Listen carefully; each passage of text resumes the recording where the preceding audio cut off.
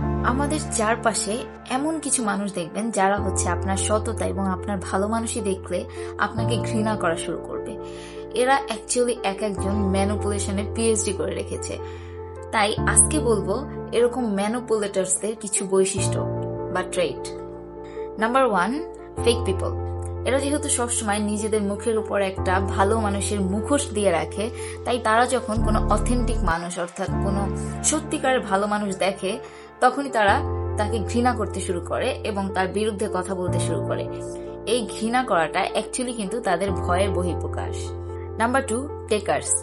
যারা সবসময় শুধু মানুষের কাছ থেকে হাত পেতে নিতেই পছন্দ করে, কিন্তু হাত উপর করে দিতে তারা একদমই পছন্দ করে না।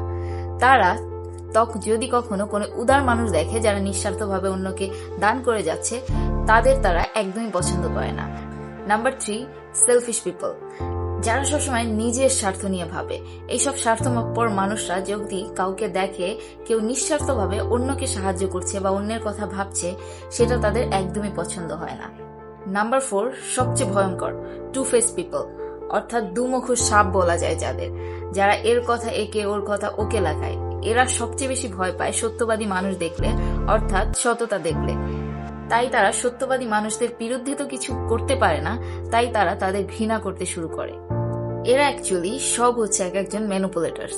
তাই আপনি যদি ভদ্রতার খাতিরে এদের সব কিছুর হ্যাঁ সাথে হ্যাঁ মিলান এবং তাদের না বলতে না শিখেন, তাহলে তারা কিন্তু আপনাকে ইউজ করেই যাবে। তাই সবসময় নিজের বাউন্ডারি সেট করুন এবং তাদের স্পষ্টভাবে যেটা আপনার পছন্দ না সেখানে না বলতে শিখুন। সবসময় মনে রাখবেন, যেই মুহূর্তে আপনি তাদের রিজেকশন করতে আর ভয় পাবেন না, সেই মুহূর্তে এইসব ম্যানিপুলেটরসদের পাওয়ার একদম এইভাবেই ডিসঅ্যাপিয়ার হয়ে যাবে। Bye bye.